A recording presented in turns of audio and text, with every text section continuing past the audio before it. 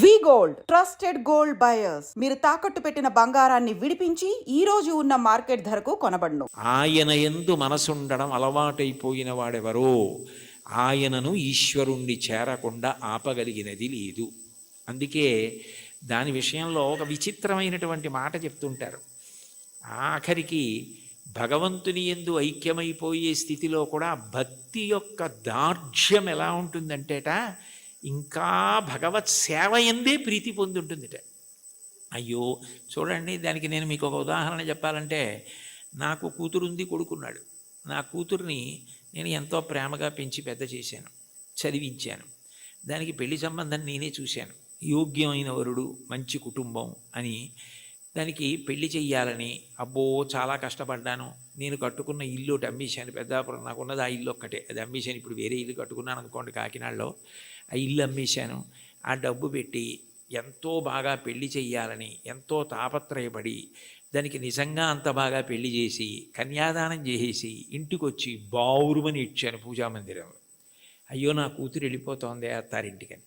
నేనే కదా కూతురికి పెళ్లి సంబంధం చూసింది, నేనే కదా అవన్నీ చేసింది, మరి కూతురు వెళ్ళిపోతోందని ఏడుపు ఏమిటి అంటే, ఎంత నేననుకుని ఇచ్చేస్తున్నా కూతురు నా ఇంట్లోంచి వెళ్ళిపోతోందని ఏడిచినట్టు భగవంతుని యొక్క భక్తిట మోక్షాన్ని కూడా ఒక స్థితిలో అమ్మో ఆయన ఎందుకు కలిసిపోవడమేనా, ఆయన్ని సేవించడానికి ఇంక అవకాశం ఉంటుందా అంటుంది. భక్తి యొక్క దార్ఢ్యం అలా ఉంటుంది. దానికి సుప్రభాతంలో ఒక విచిత్రమైన శ్లోకం ఉంటుంది, నేను ఇప్పుడు చదువుతుంటాను. అందులో ఆ శ్లోకంలో ఒక మాట అంటారు. అందులో స్వామివారిని స్వర్గాపవర్గ నిరపేక్ష నిజాంతరంగా కల్పాగమా కలనయా కులతాం లభంతే శ్రీవేంకటాచలపతే తవ సుప్రభాతం అంటారు. స్వర్గాపవర్గ నిరపేక్ష నిజాంతరంగా తద్గోపురాగ్రశిఖరాణి నిరీక్షమాణా. స్వర్గము అపవర్గము, ఉత్తమలోక ప్రాప్తి, మోక్షము ఏమిస్తున్నా కూడాట వెళ్ళిపోతూ వెళ్ళిపోతూ ఆనందలనే విమానం చూసి అవన్నీ మాకు వద్దు ఇక్కడ ఉంటామంటారు. అంటే భక్తి యొక్క తాత్పర్యం అలా ఉంటుంది. ఆ మనసు భజించి సేవించడానికి అలవాటు పడిపోయిన వాడు పతనం అయ్యేటట్టుగా చూడగలిగినది లోకంలో ఉంటుందా? వాడికి ఆకాశం అడ్డం కాదు, పాతాళం అడ్డం కాదు. పైకి వెళ్ళేవాడికి పాతాళం అడ్డం ఏమిటి? ఎవరికైనా పైకి ఎడుతుంటే ఆకాశం అడ్డం అవ్వాలి, ఇంకోటి అడ్డం అవ్వాలి. పాతాళం అడ్డం ఎలా అవుతుందండి? కింద పడితే పాతాళం అడ్డం అవుతుంది. బాగా కింద పడిపోదాం అనుకున్నానండి, నాకు పాతాళ లోకం అడ్డొచ్చింది అనాలి. ఈశ్వరుణ్ణి చేరాలనుకున్నవాడు పైకి ఎడతాడు కానీ కిందకి ఎడతాడా? అంటే ఒకవేళ ఓ తప్పు చేసి కిందకి వెళ్ళిపోయినా ఈశ్వరుడు వాడిని ఏం బాధ పెట్టడు. వాడిని మళ్ళీ పైకెత్తే పూచి ఆయనే తీసుకుని పైకెత్తుతాడు. అందుకని పాతాళం అవడం అవదు, కింద పడ్డా కూడా వాడికి అంత కింద పడ్డా అంత పైకి ఎక్కుతాడు. దానికి ఉందా అంటే ఉంది. ఉదాహరణ బలిచక్రవర్తే ఉన్నాడు. అంత ఇంద్రుణ్ణి గెలుద్దామనుకున్నవాడు గెలవలేక గురువుగారిని శుక్రాచార్యుల వారిని పట్టుకుని విశ్వజిత్ యాగం చేసి అగ్నిహోత్రంలోంచి బంగారు రథం, గుర్రాలు, గొప్ప గొడుగు, అక్షయబాణ తూణీరాలు, ధనస్సు అన్నీ పొంది ఇంద్రుణ్ణి ఓడించి అంత గొప్పవాడైతే ఇంద్రుడు బృహస్పతి దగ్గరికి వెళ్ళాడు. ఆయన గురువుగారు శుక్రాచార్యుల వారిని ఆశ్రయించాడు. నేను మా గురువు గారు మీ దగ్గరికి వచ్చాను, నేను ఎలా ఓడించాలి బలిచక్రవర్తిని అడిగాడు. నేనా శుక్రుడా వదిలేయి, గురువుల అనుగ్రహం పొందిన వాణ్ణి పాడు చెయ్యగలిగిన వాడు ఉండడు. బలమునవానికి వృద్ధి వచ్చే గురువుగారి మాటల వల్ల వృద్ధిలోకి వచ్చాడు. వారి పాటింపకిక మీద వాడి చెడును. ఒకనాడు గురువుగారి మాట వినడవు, అప్పుడు పాడైపోతాడు. అప్పటి వరకు నువ్వు ఎదురు చూడంతే. గురువుగారి మాట వినకుండా ఎప్పుడు ఉంటాడో అప్పటి వరకు ఎదురు చూస్తూ ఉండన్నాడు. గురువుగారి మాట వినకుండా చేయగలిగిన వాడెవరు? ఆ తెలివితేటలు ఒక్క విష్ణువే. అందుకే ఆయన వామనమూర్తిగా వచ్చాడు. వచ్చి 3 అడుగులు చాలన్నాడు. 3 అడుగులు ఏమిట్రా బాబు, నేను మహారాజుని, నువ్వు ఏమైనా అడుగు, గొడుగు, ఆఖరికి నీకు నేను ఏవైనా పెద్ద పెద్దవి ఇస్తాను తప్ప ఇది ఎక్కడి ప్రారంధం, నువ్వేమో 3 అడుగుల నేల ఇమ్మంటా ఏమిటి? 3 అడుగుల నేల అడక్కు, ఇంకేమైనా అడుగు, ఇంకేమైనా అడిగని పాపం ఎన్ని అడిగాడు. వరచేలములో, మాడలో, ఫలములో, వన్యంబులో, గోవులో, హరులో, రత్నములో, రథములో, వివృష్ణాన్నమో, కన్యలో, కరులో, కాంచనమో, నికేతనములో, భూములో, ధరణీఖండమో కాక ఏమడిగేదో ధాత్రి సురేంద్రోత్తమ, ఏం కావాలో అడుగన్నాడు. అబ్బెబ్బే ఒంటివాడ నాకు 1-2 మేరయుమ్ము సొమ్ము మేరయొల్ల కోర్కె తీర బ్రహ్మ కూకటి ముట్టెద దానకుతుక సాంద్ర దానవేంద్ర, నేను ఒంటివాణ్ణి, నాకు 1-2 3 అడుగులు ఇయ్యి అన్నాడు. 2 అడుగులతో భూమి ఆకాశాలు కొలిచి 1 అడుగు బలిచక్రవర్తి తల మీద పెడతాడు. 1-2 అన్నాడు, 3 అడుగులు అనలేదు. ఇమ్మన్నాడు. ఇస్తానన్నాడు. ఇస్తానంటే శుక్రాచార్యులు వారు పరిగెత్తుకొచ్చారు. ఒరే నాయన, వచ్చినవాడు విష్ణువురా, ఇవ్వకు పాడైపోతామన్నారు. విష్ణువు అయితే మాత్రం నాకు పట్టిన గొప్పతనం ఎవరికి పట్టింది? ఆదిన్ శ్రీసతి కొప్పుపై తనువుపై అంశోత్తరీయంబుపై పాదాబ్జంబులపై కపోలతటిపై పాలిండ్లపై నూత్న మర్యాదంచెందు కరంబు క్రిందగుట ఆపై నా కరంబుంట మేల్ కాదే రజ్యము గిజ్జమున్ సతతమే కాయంబు నా పాయమే. అందరికీ అన్ని ఇచ్చే లక్ష్మీపతి, లక్ష్మీదేవి ఒంటి మీద చెయ్యేస్తే ఆవిడ అబ్బాని పొంగిపోయేటటువంటి చెయ్యి కింద అవడమా, పైన నేను చెయ్యి పెట్టి ఇవ్వడమా? ఇది చాలు, పోతే పోని అన్నాడు. గురువుగారి మాట తిరస్కరించాడు. పోయింది రాజ్యం అంతా. 3వ అడుగు ఎక్కన పెట్టనన్నాడు. నా సునృతంబుగా నినుడువదు నా జిహ్వ బొంకజాల నాకు బొంకు లేదు, నీ తృతీయ పదము నిజము నా శిరమున నెలవు చేసి పెట్టు ఈశ్వరా అన్నాడు. నేను అబద్ధం అన్నాయా? 3వ అడుగు ఇక్కడ పెట్టేయి అన్నాడు. పాతాళానికి తొక్కేశాడు. అంటే పడిపోయాడా? ఏదైనా పోగొట్టుకున్నాడు కానీ మాట తప్పకుండా భక్తితో అలాగే నిలబడ్డాడు. ఆ భక్తికి ఆయన ఏం చేశాడు?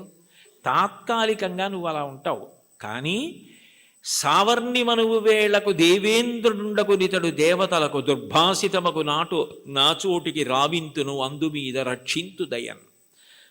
నేను సావర్ణి మనువు వేళకి ఇతన్ని నేను దేవేంద్రుణ్ణి చేస్తాను. అప్పుడు ఎవరు ఇతన్ని ఏం చేయరు. ఇతను పాతాళంలో ఉన్నా నా సుదర్శన చక్రం కాపాడుతుంది, రోగాలుండవు. ఇతన్ని ఎవ్వరూ ధిక్కరించడానికి వీల్లేదు.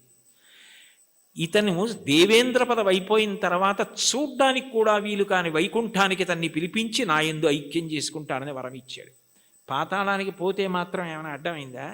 మళ్ళీ ఎగిరి ఎంత దూరం వెళ్ళాడు, ఏ స్థాయికి వెళ్ళాడు? భగవంతుని యందు భక్తి నిలబడినది నిజమైతే నిన్ను అడ్డగలిగినది లేదు.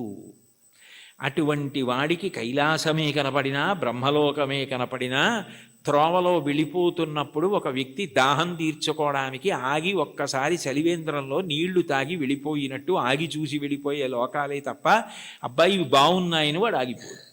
అవే బ్రహ్మలోకం. కైలాసాదులు కూడా ఆయనకి త్రోవలోకి వచ్చినా అమరావతి వచ్చినా స్వర్గమే వచ్చినా ఆయన ఆగడం.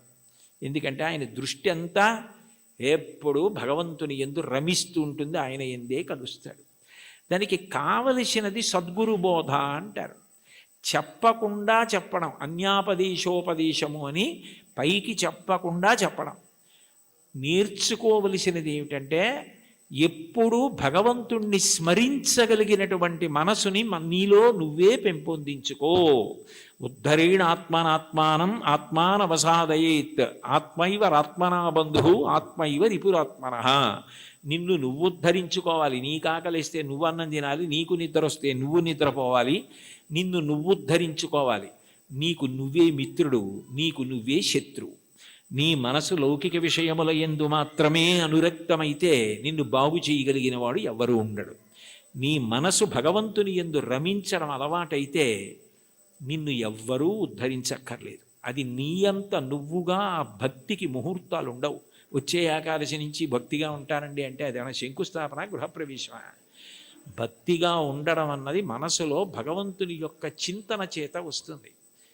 ఎంతటి మహోపకారి అన్న భావన అది కలిగితే ఆయన ఆరాధన యందు లౌల్యము కలుగుతుంది. ఎప్పుడెప్పుడు ఆరాధిస్తానా, ఎప్పుడు కాళ్ళు కడుగుతానా, ఎప్పుడు అర్ఘ్యం ఇస్తానా, ఎప్పుడు ఆచమనీయం ఇస్తానా అని మనసు కొట్టుకుపోతుంది. అర్చాలౌల్యా సంతతం చంద్రమౌళే పౌనఃపుణ్యం విష్ణునాంనాంచ పాఠ ఏకం చాసౌ బోధతే దేవతానాం అంటారు మహాస్వామి వారి గురించి. అటువంటి స్థితి కలుగుతుంది.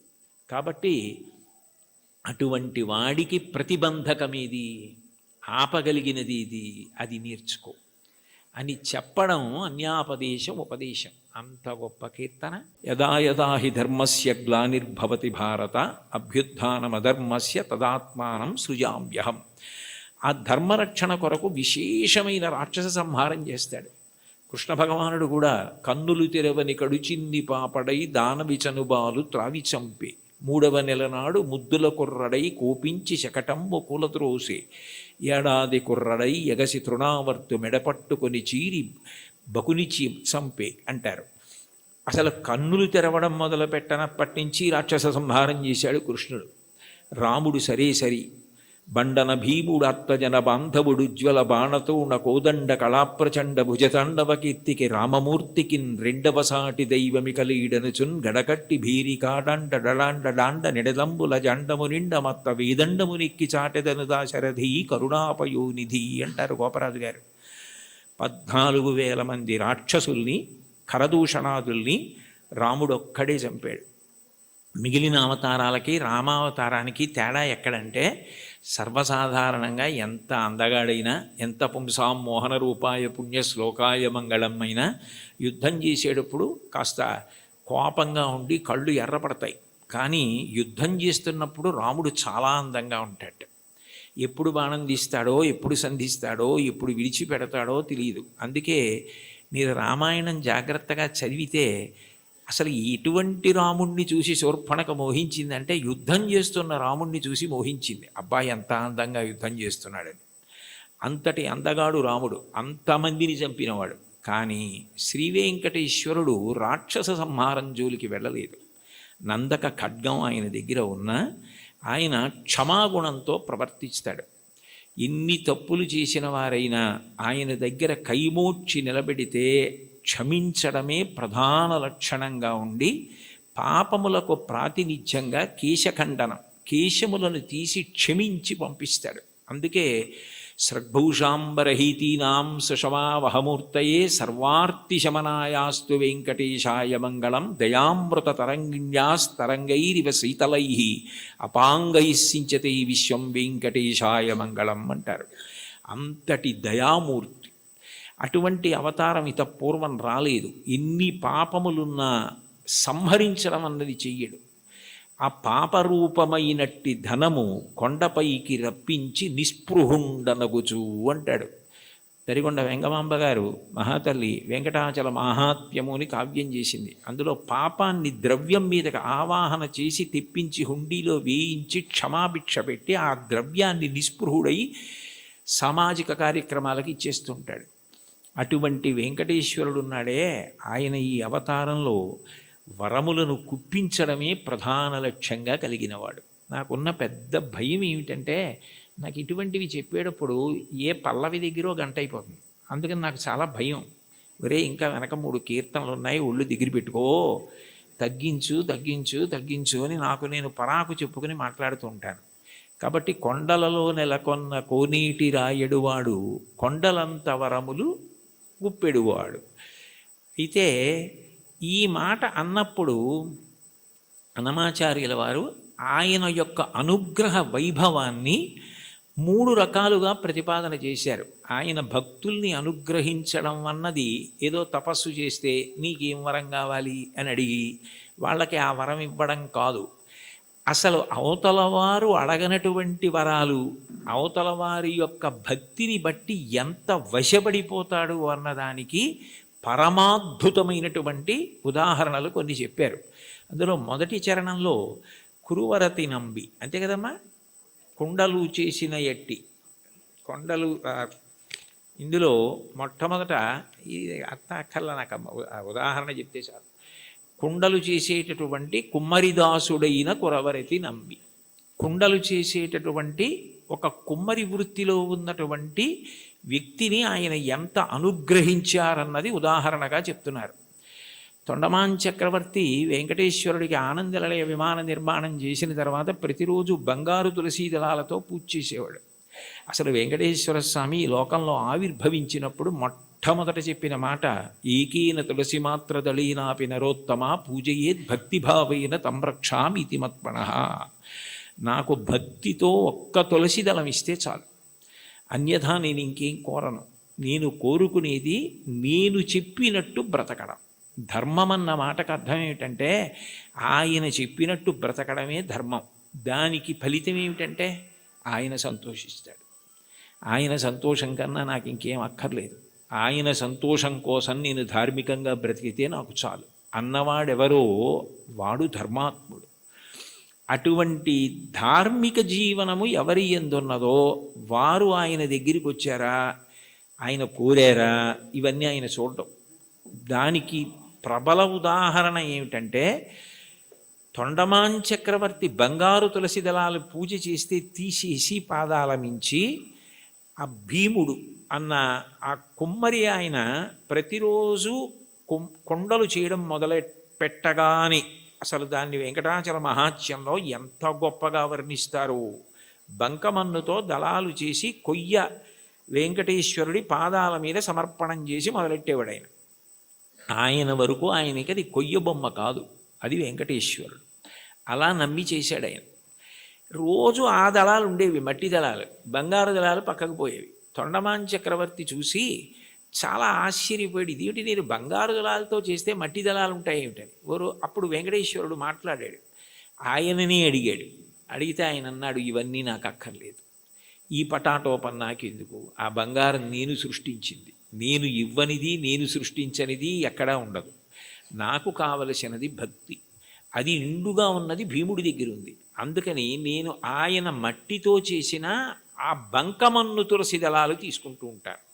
ఆయన ఎక్కడుంటాడు అంటే ఏదో కొంత దూరంలో ఉన్నాడంటే అక్కడికి వెళ్ళాడు తొండమాన్ చక్రవర్తి. ఆయన వెళ్ళేసరికి వెంకటేశ్వరుడు కూడా వచ్చాడు. ఆయన నాకేముంది నేనేం పెట్టగలను లేదు, తనకేముందో అది వెండి పళ్ళాలు బంగారు పళ్ళాల్లో పెట్టలేడు. కాబట్టి ఆయన చేస్తున్న కుండల్లో ఒక కొత్త కుండ పగలగొట్టి ఆ కుండ పెంకులో ఆయన తినే సంకటి పెట్టాడు. పరమప్రీతిగా తిన్నాడు వెంకటేశ్వరుడు. ఆయనకి ఏం కావాలి, ఆయనకి కావలసింది భక్తి. భక్తి కల్గు కూడు పట్టెడైనను చాలు, దళమైన పుష్పమైనను. చివరికి సలిలమైన బాయని భక్తిని కొలచిన జనులర్పించిన ఎలమిన్ రుచిరాన్నముగను ఏనుభుజింతున్నంటాడు కుచేలోపాఖ్యానంలో. భక్తితో పెట్టినది ఆయనకు కావాలి, అది ఆయన తిన్నాడు. తిని ఒక వరం ఇచ్చాడు. అసలు నిజానికి ఆ వరం ఆయన అడగలేదు భీముడు. ఆయన మీరు రండి నా దగ్గరికి అని అడగలేదు, ఆయనే వెళ్ళాడు.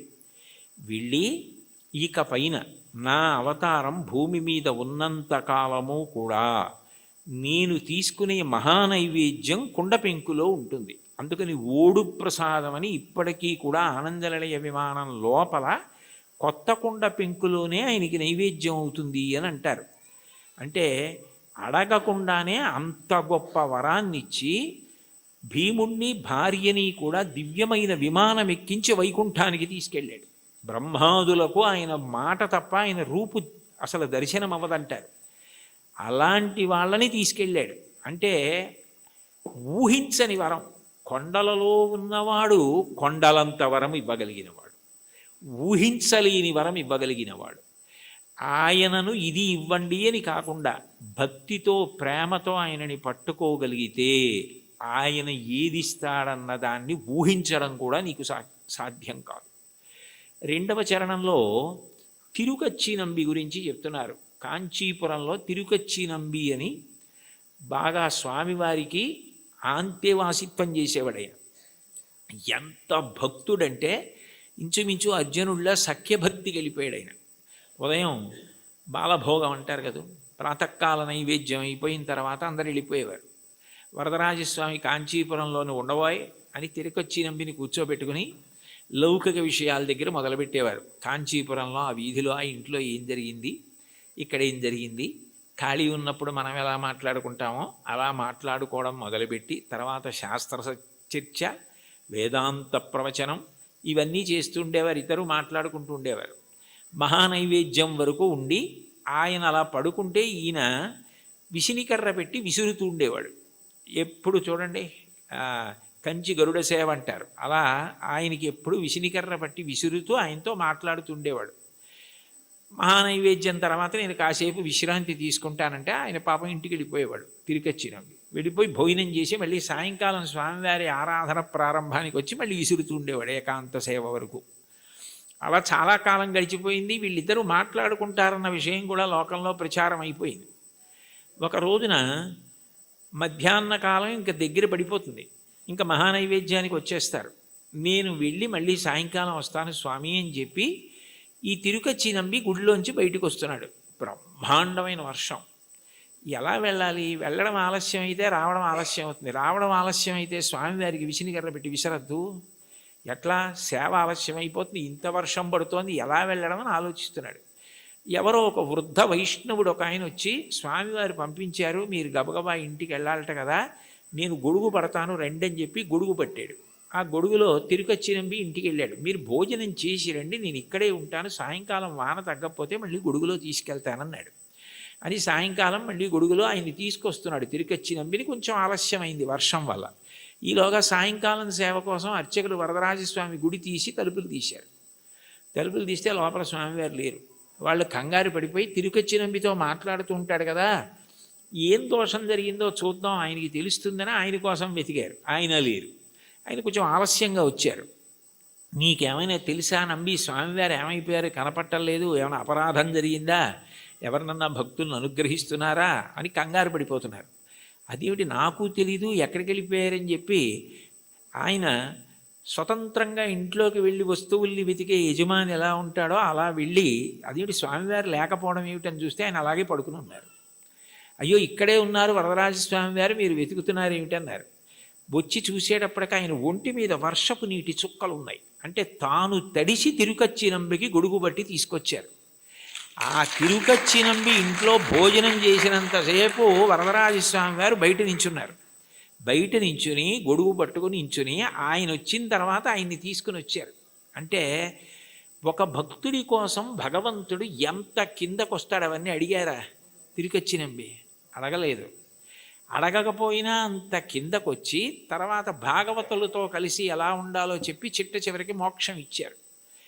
ఆ తిరుకచ్చి నంబిని అనుగ్రహించినటువంటి వరదరాజు వెంకటేశ్వరుడి కన్నా భిన్నుడు కాడు. ఒకటే, అదే అనేక కీర్తనల్లో ప్రతిపాదిస్తారు, ఆ రాముడే వెంకటేశ్వరుడు అని.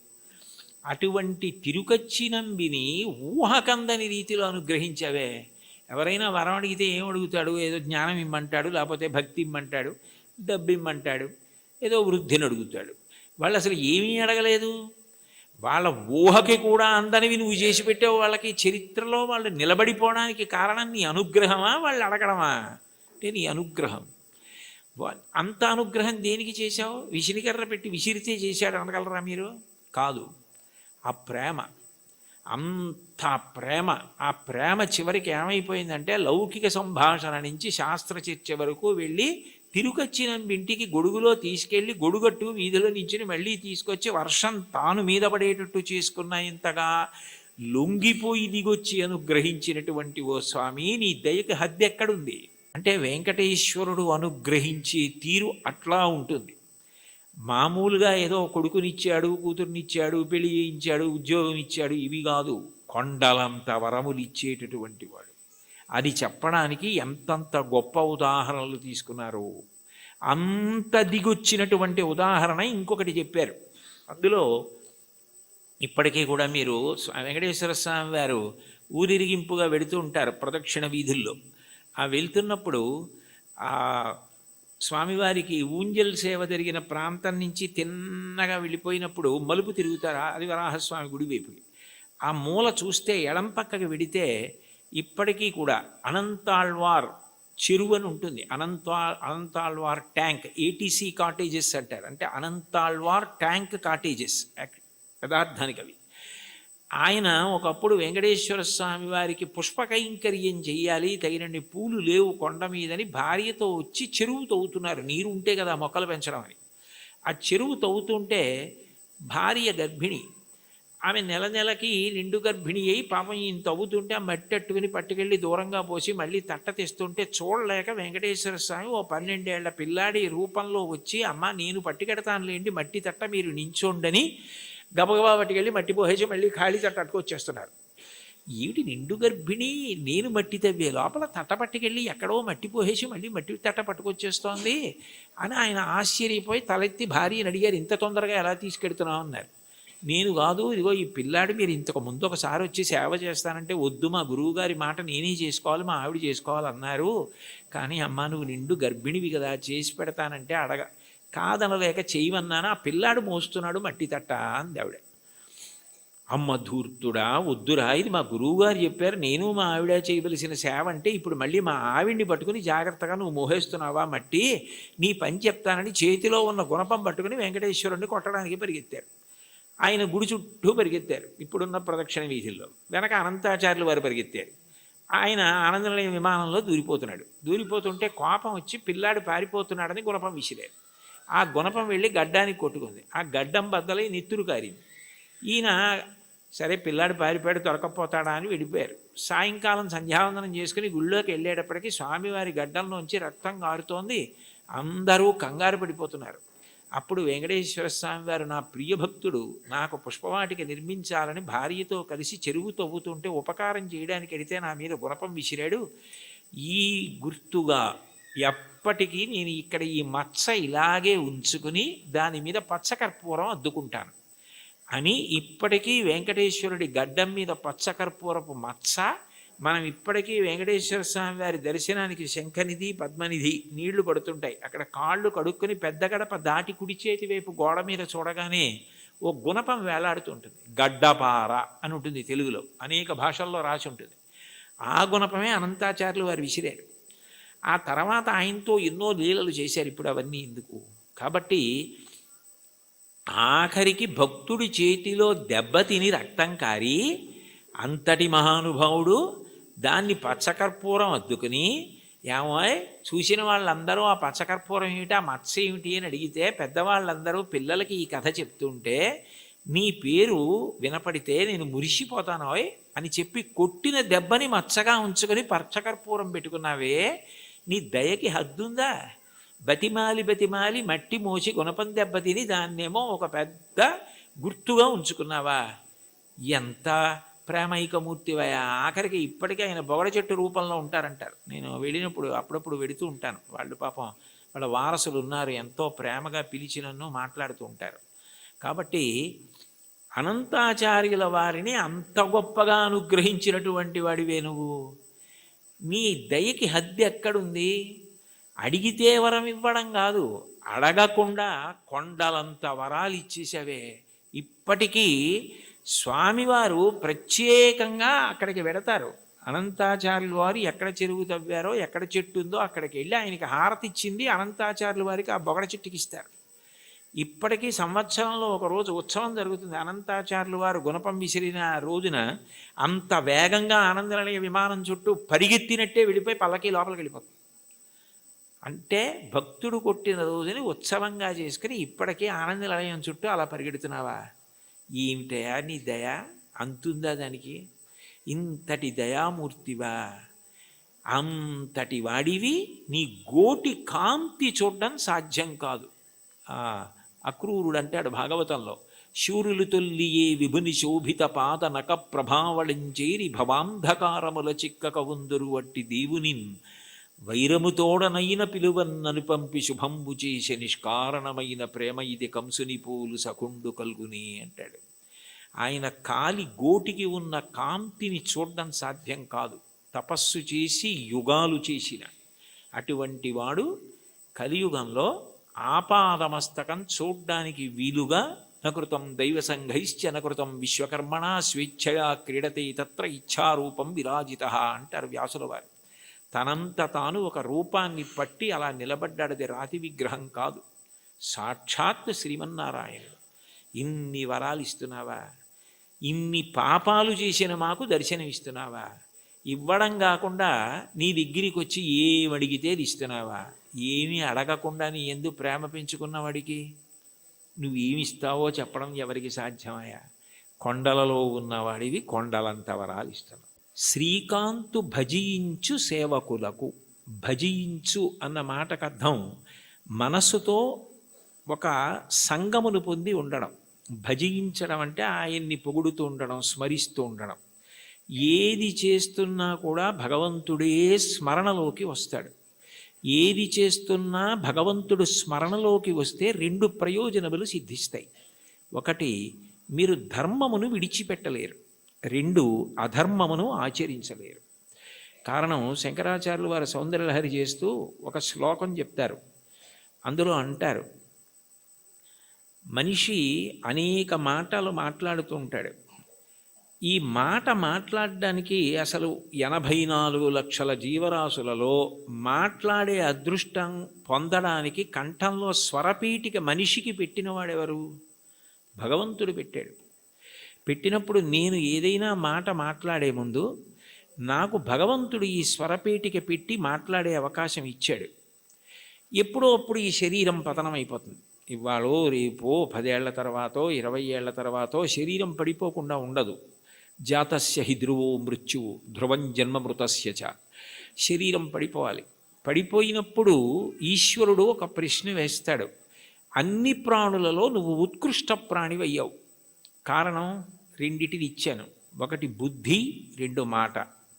ఈ మాటని నువ్వు ఎంత బాగా ఉపయోగించావు అని అడుగుతాడు. మాట బాగా ఉపయోగపడాలన్నా, ఏది చేస్తున్నా చేత నిగ్రహింపబడాలన్నా అది ఇచ్చినవాడు జ్ఞాపకానికి వస్తూ ఉండాలి. ఆ ఇచ్చినవాడు జ్ఞాపకానికి వస్తున్నాడు అనుకోండి, నాకు మాట ఇచ్చినవాడు భగవంతుడి, నేను ఆయనకి జవాబుదారి అని నాకు అనిపించింది అనుకోండి, పిచ్చి పిచ్చి మాటలు మాట్లాడే అవకాశం ఉండదు. అర్థం లేని ప్రశ్నలు వేసే అవకాశం ఉండదు. ఏదైనా మాట మాట్లాడేటప్పుడు మాట మాట్లాడడం ఎంత జాగ్రత్తగా మాట్లాడాలి, ఎంత సామాజిక ప్రయోజనము కొరకు మాట్లాడాలి. మాట అగ్నిహోత్రంతో వర్ణిస్తుంది వేదం. అగ్ని దాహకత్వం కాల్చేస్తుంది ఏ వస్తువునైనా. మాట అజ్ఞానాన్ని కాల్చేస్తుంది, తెలియనితనాన్ని కాల్చేసేది మాట. ఒకరి దగ్గర మనం తెలియనిది విన్నామనుకోండి, తెలియనితనం పోతోంది. అందుకని మాట అన్నది అంత గొప్పది. మీరు మాట్లాడేటప్పుడు ఇది నాకు భగవంతుడు ఇచ్చాడు, సక్రమంగా వినియోగించుకోవాలి అని మాట్లాడారనుకోండి, అది పూజ. ఎందుకంటే ఈశ్వరుడికి కట్టుబడి మాట్లాడుతున్నారు. మీరు నేను ఇది మాట్లాడను అని ఎందుకంటున్నారంటే ఈశ్వర భక్తి చేత. అప్పుడు మీరు ఏది చేస్తున్నా కూడా అది జపో జల్ప శిల్పం సకలమపి ముద్రా విరచన గతి ప్రాదక్షిణ్య క్రమణమశన ద్యాహుతి విధి ప్రణామ సంవేశ సుఖమఖిలమాత్మార్పణ దృశా సపర్యా పర్యాయ స్తవ భవతు ఎన్మే విలసితం అంటారు శంకరాచార్యులు వారు. నేను నా చేతిని కదుపుతున్నాను అనుకోండి, ఈ చెయ్యి కదులుతోంది అంటే ఈశ్వర కృప. ఈ చేతిని మీరు బెంగపెట్టుకోకండి అని మంచి మాట మాట్లాడడానికి ఇలా అంటాను తప్ప మీ సంగతి చూస్తానని ఇలా అనను. ఈ చెయ్యి కదలడానికి శక్తి ఆ పరదేవత అయి ఉన్నది.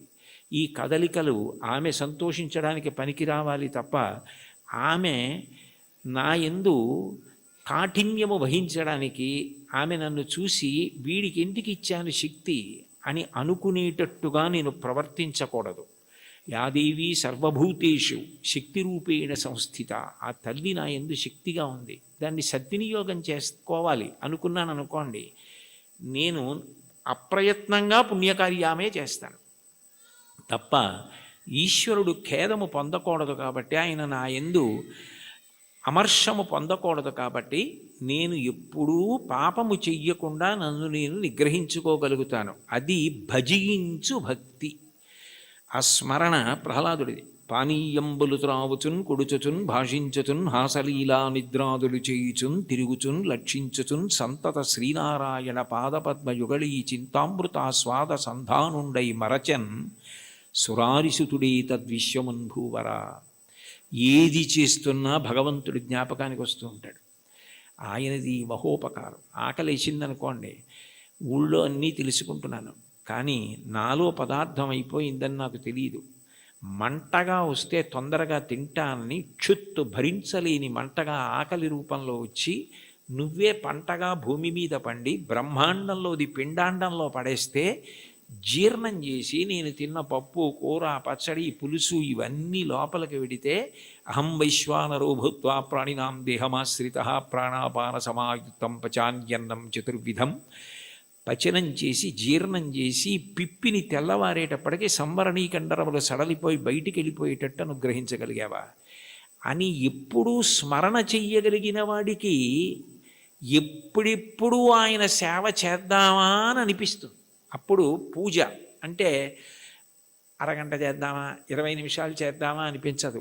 నా యందు ప్రాణమై నాకిన్ని చేస్తున్న ఆ స్వామి పాదములు నేను ప్రీతితో కడగాలి. అని ఆ పాదాలు కడిగేటప్పుడు అంత తాదాత్మ్యతతో కడుగుతాడు, అంత తాదాత్మ్యతతో తుడుస్తాడు. ప్రవర్తించేటప్పుడు అంత తాదాత్మ్యతతో భగవద్భక్తితో ప్రవర్తిస్తాడు. విశ్వం అంతా విష్ణువుగానే చూస్తాడు. విశ్వం విష్ణుర్వషత్కారో భూత భవ్య భవత్ప్రభు అని చదవడం వేరు, విశ్వమును విష్ణువుగా చూడడం వేరు. విష్ణువును విశ్వమంతా చూసిన వాడికి విశ్వమే బంధువు, విశ్వమే ఈశ్వరుడు. అప్పుడు ఆయన ప్రవర్తన ఎలా ఉంటుంది? ఆయన దేనిని గాయపరచలేడు. కారణం, ఆయనకి కనపడుతున్నది అంతా విష్ణువే. రామకృష్ణ పరమహంస దగ్గరికి వెళ్ళి ఎన్ని చెప్పినా వినడండి వాడు నారాయణుడే అని అడిగాడు వివేకానందుడు. నారాయణుడు కాడని అనకు, మూర్ఖ నారాయణుడను అన్నారు. అంటే అది భక్తి, అంతటా విష్ణువుని చూడగలగడం. అలా భజించి సేవించేటటువంటి వాళ్ళు ఎవరున్నారో వాళ్ళు తరించడానికి నిరోధించగలిగినది ఏముంటుంది అంటే అడ్డము కాగలిగినది బారుమాను అంటారు. మార్కండేయ కృతం సప్తశతి స్తోత్రంలో అర్గళా స్తోత్రం అని ఉంటుంది. అర్గళా స్తోత్రం అంటే బారుమాను, నిరోధించున్నది అని. నిరోధించగలరా? ఆపగలరా? అట్లా సేవించగలిగిన వాడెవరున్నాడో, అటువంటి మనసు పొందినవాడెవరున్నాడో వాడు స్వామి యందు ఐక్యము కాకుండా ఆ భక్తియే చివరికి జ్ఞానమై మోక్షకారణం అవుతుంది, ఆయన యందు కలిసిపోతుంది. ఆ ప్రవహించిన భక్తి నది వెళ్ళి సముద్రమునందు కలిసిపోయినట్లు. భక్తికి చరమాంకం ఏమిటంటే ఈశ్వరుణ్ణి చేరిపోవడమే. దానికి ప్రతిబంధకాలు ఉంటాయి కానీ అడ్డలేవు. శంకరాచార్యులు వారు శివానంద లహరిలో ఒక అద్భుతమైన శ్లోకం చెప్తారు. అందులో అంటారు, అంకోలం నిజబీజ సంతతి రయస్కాంతోఫలం సూచిక సాధ్వీ నైజ విభుం లతాక్షితిరుహం సింధు సరిద్వల్లభం ప్రాప్నోతీహ యథా తథా పశుపతే పాదారవిందద్వయం చేతో వృత్తిరుపేత్య తిష్టతి సదా సా భక్తిరిత్యుచ్యతే అంటారు. నది సముద్రాన్ని చేరుకోవడానికి బయలుదేరుతుంది. ఎవరు దారి చూపిస్తారు? ఓ నది ఇలా వెళ్ళు సముద్రం వస్తుందని చెప్తారా? చెప్పరు. నది వెళ్ళిపోతూ ఉంటుంది. వెళ్ళిపోతున్నప్పుడు ఏ చంద్రశేఖరేంద్ర సరస్వతి మహాస్వామి వంటి మహాపురుషులో స్నానం చేస్తారు. అంతటి మహానుభావుడు ఇక్కడ స్నానం చేశాడని నది ఆగదు. ఒక ధూర్తుడు మూత్ర విసర్జన చేస్తాడు, అవమానమని బెంగపెట్టుకోదు. ఒక ముళ్ళ కంప వీపు చీరుతుంది, బొడ్డు నుంచి వంగి బాధపడదు. ఒక చోట బొగడపూల చెట్టు పువ్వులు రాలుస్తుంది, పొంగిపోదు. మానవమానములు దాటి సముద్రమును చేరడమే తన పరమ ప్రయోజనంగా తాను వెళ్ళిపోతుంది. కుంతీదేవి కృష్ణుని అడుగుతుంది భాగవతంలో, యాదవులందు పాండుసుతులందు నాకు మోహ విచ్ఛేదము చెయ్యుమయ్య ఘనసింధువు చేరిడి గంగభంగి నీపాద సరోజ చింతనముపై